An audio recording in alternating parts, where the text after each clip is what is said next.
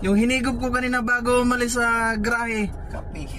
nag-expire na. Wala nang visa, kaya ramdam na ramdam ko na yung antok. So ngayon, bago tayo magpatuloy sa ating biyahe papuntang Lawag, Ilocos Norte, hihigop ulit tayo mga bade. Higop! So wala tayong kape na higop dahil pag alis natin sa grahe, kape ang hinigop natin, yung coffee stick na matapang, kaya nag-expire na yon. Ilang oras na nakalipas, kaya naramdam ko na yung antok. So ngayon, hihigop tayo ulit, at ang hihigupin naman natin para mawala ang ating antok ito, Cobra. Yan, Cobra. Ito yung higupin natin ngayon para mawala ang ating antok. So tingnan mo, tingnan nyo mga pade kung paano natin higupin, ha. Hindi pala higop, inom pala. Inom pala, hindi pala higop. Inom pala, inom. Good evening mga buddy. Check flashing tayo, en-route inspection tayo. Nandito tayo ngayon sa itaas ng NLEX connector. Yan o, pababa ng C3 o.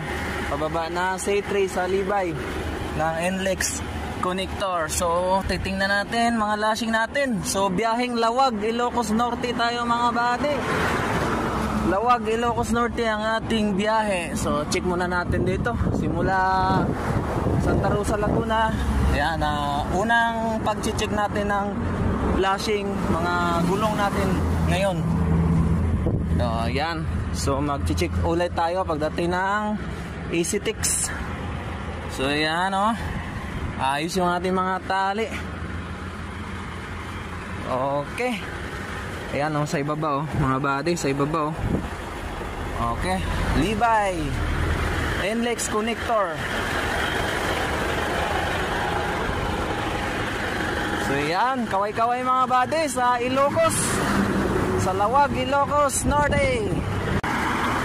Okay mga buddy, magandang umaga na kasi alas 12 na ng madaling araw, no?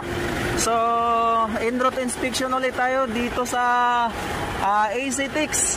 Check tayo ng mga gulong ng tractor at trailer natin, pati sa mga lasing ng ating pangarga. Baka nagsilwagan dahil may mga tulay tayong nadaanan na medyo mataas-taas. So yan, ayos ang lasing natin sa baba. Apat lang yung pangarga natin.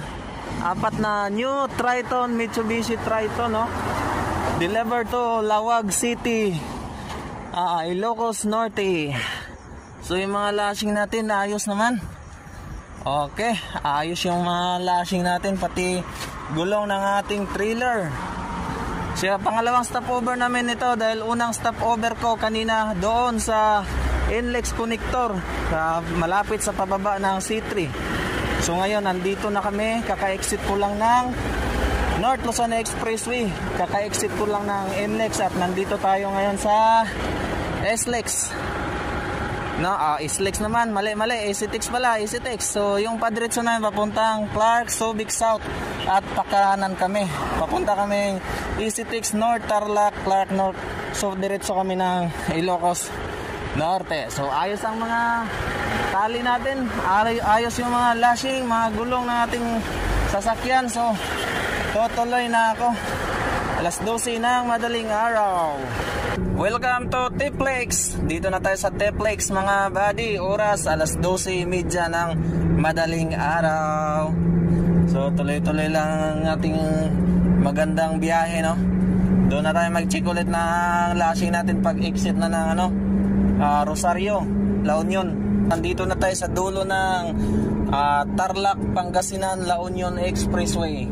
For short, Tiplex. So dito stopover muna tayo dito. Oras natin 1:48 ng madaling araw. So mag en-route inspection ulit tayo.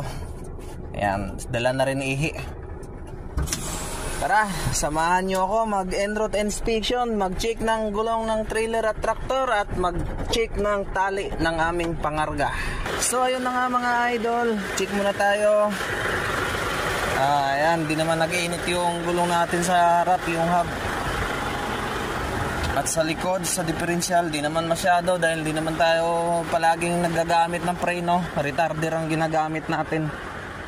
So yung mga lashing natin sa ilalim, ayos pa rin. walang nagbabago. At lasing sa itaas. Ayan. Tingnan natin maigi. Ayan, wala namang nagbabago sa mga lashing natin. Pati dito, 4 lang yung pangarga natin na Triton dahil hindi magkasya yung 5. So sa mga lashing natin sa itaas, okay. Lashing sa ilalim ulit, okay. So yan. Gulong natin sa trailer, malamig lang. Di ganong mainit, walang init dahil hindi tayo gumagamit masyado ng preno. Ginagamitan lang natin ng retarder para hindi mag-iinit yung ating preno. So yung tali natin dito sa setting number 5 ayos. Ayan So yung gulong din natin ulit dito, hindi masyadong mainit. Tamang tama lang. Yung takbo natin nasa 70-80 lang palagi. So ayos Lashing natin taas ilalim, okay, walang problema. So yan, nasa dulo kami ng T-Flex, Rosario, La Union. Iihi at nag-check ng mga unit. Ayan, hindi naman nag-iinit ang ating hub.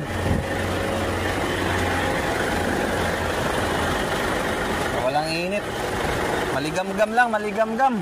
Ito yung kagandahan sa ating mga driver dahil nakapamasyal na tayo, binabayaran pa tayo, daming mga dumidikit na mga alibangbang, ano ba tong tawag dito? Yung alibangbang sa Bisaya, alibangbang, kawawa naman sila, namatay sila, dumikit. Sa windshield natin ang dami, paru-paro pala, paru-parong maliliit. Yan, ang daming paru-parong maliliit pa, kawawa naman, So yan yung tollgate ng exit ng T-Flex. Ayan, aakyat na tayo sa ating truck mga buddy. So yun na nga mga buddy, nandito nga tayo sa dulo ng Tarlac Pangasinan La Union Expressway, So katatapos lang namin mag-en route inspection. So ramdam ko na yung antok, Ang oras alas 2 na ng madaling araw. So umalis kami ng Grahe sa Santa Rosa alas 9 in punto ng gabi, March 19, 2024. Yan, alas 9 ng gabi. So ngayon March 20 na, alas 2 ng madaling araw. So nag-expire na yung hinigop ko kanina. Yung hinigop ko kanina bago umalis sa Grahe, nag-expire na, wala nang visa, kaya ramdam ko na yung antok. So ngayon, bago tayo magpatuloy sa ating biyahe papuntang Lawag, Ilocos Norte, hihigop ulit tayo mga bade. Higop! So wala tayong kape na higop dahil pag alis natin sa Grahe, kape ang hinigop natin, yung coffee stick na matapang, kaya nag-expire na yon. Ilang oras na nakalipas, kaya naramdam ko na yung antok. So ngayon, hihigop tayo ulit, at ang hihigupin naman natin para mawala ang ating antok, ito Cobra. Yan, Cobra. Ito yung higupin natin ngayon para mawala ang ating antok. So tingnan nyo mga pate kung paano natin higupin, Inom pala. Inom pala, hindi pala higop. Inom pala, inom. So ito lang yung pangpatanggal ko antok, kung hindi kape, Cobra. So syempre umiinom din naman ako palagi ng tubig. Tirahan natin ng konti para makarating tayo ng San Fernando, La Union. Ubusin natin ito. So yan na, magpatuloy tayo sa ating biyahe. At salamat sa Panginoon at magandang panahon, magandang aming biyahe. So yan.